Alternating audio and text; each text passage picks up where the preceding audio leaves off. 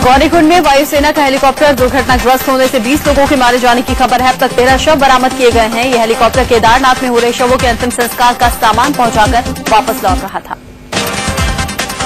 Helicopter में air force के staff के साथ एनडीआरएफ और आईटीबीपी के जवान सवार थे। बताया जा रहा है हेलीकॉप्टर MI-17 खराब मौसम की वजह से हादसे का शिकार हो गया।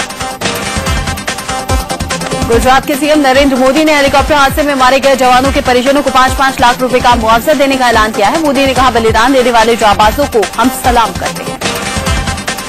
उत्तराखंड में अभी भी करीब 9,000 लोग आपदा प्रभावित इलाकों में फंसे हुए हैं। मौसम विभाग ने आज भी बारिश की आशंका जताई है, जिससे रेस्क्यू ऑपरेशन में फिर से दिक्कतें पेश आएंगी।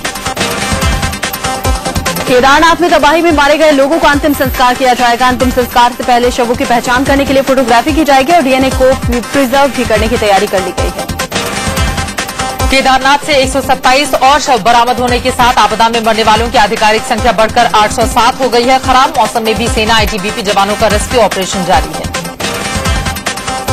बद्रीनाथ से लौट रहे श्रद्धालुओं का दावा है कि अभी भी वहां करीब 4,000 लोग फंसे हुए हैं। कल यहां से कई लोगों को हेलीकॉप्टर के जरिए देहरादून पहुंचाया गया। उत्तरकाशी के कुछ इलाकों में भी कई लोग अभी भी फंसे हुए हैं, जिन्हें सुरक्षित निकालने के लिए सेना ने अपना बचाव अभियान तेज कर दिया है। यहां करीब 1,000 लोगों के फंसे होने की खबर है।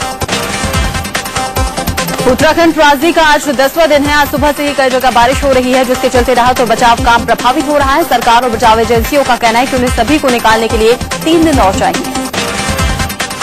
गुप्तकाशी में सेना ने रेस्क्यू ऑपरेशन खत्म होने की बात कही है, लेकिन लोगों का दावा है कि अभी भी कई लोग लापता हैं। उनके परिजनों को उम्मीद है कि उनके लोग जरूर वापस आ जाएंगे।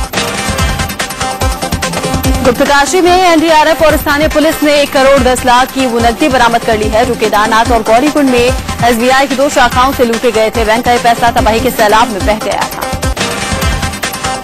राहुल गांधी के उत्तराखंड दौरे पर बवाल मचा हुआ है। सवाल ये उठ रहे हैं कि नरेंद्र मोदी को प्रभावित इलाकों में जाने से रोका गया, तो फिर राहुल गांधी को इजाजत कैसे दी गई? केंद्रीय गृह मंत्री सुशील कुमार शिंदे ने फिर कहा कि प्रभावित इलाकों में वीवीआईपी के जाने से राहत बचाव काम में दिक्कतें आती हैं, लेकिन राहुल के मामले पर वो कुछ नहीं बोले। राहुल गांधी के दौरे को एसपी नेता रामगोपाल यादव ने पिकनिक करार दिया, तो कांग्रेस तिलमिला उठी है। कांग्रेस प्रवक्ता रेणुका चौधरी ने कहा है कि राहुल उत्तराखंड पिकनिक मनाने के लिए नहीं, बल्कि लोगों की मदद के लिए गए थे। नरेंद्र मोदी पर कांग्रेस ने फिर से निशाना साधा है। पार्टी प्रवक्ता रेणुका चौधरी ने सवाल उठाया कि उन्होंने सिर्फ गुजरातियों की मदद क्यों की, बाकी सूबे के लोगों को क्यों छोड़ दिया गया। बीजेपी के राष्ट्रीय अध्यक्ष राजनाथ सिंह ने आरोप लगाया है कि उत्तराखंड त्रासदी पर कांग्रेस सियासत कर रही है। राजनाथ ने सवाल उठाया कि जब कोई मदद के लिए हाथ बढ़ाता है, तो आखिर उसे नकार क्यों दिया जाता है। उत्तराखंड त्रासदी को लेकर नरेंद्र मोदी पर निशाना साधने के बाद अब शिवसेना के अध्यक्ष उद्धव ठाकरे ने यू टर्न ले लिया है। सिर्फ गुजरातियों को बचाने को लेकर क्षेत्रवाद का आरोप लगाने वाले उद्धव ने मोदी को अपने भाई समान बताया है। प्रधानमंत्री मनमोहन सिंह और सोनिया गांधी जम्मू कश्मीर में आज देश की सबसे लंबी रेल सुरंग का उद्घाटन करेंगे। ये सुरंग काजीगुंड बनिहाल रेल रूट पर बनी हुई है। सुरंग से जम्मू घाटी से सीधे जुड़ जाएगा।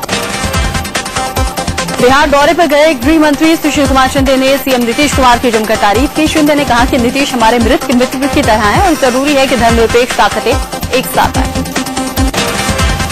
शिंदे ने नीतीश की तारीफ की तो जेडीयू गदगद हो गई। जेडीयू ने कहा है कि जो अच्छा करेगा उसकी तारीफ तो होगी ही। हालांकि मंत्री और जेडीयू नेता श्याम रजक ने कांग्रेस के साथ किसी भी तरह के तालमेल से इनकार किया।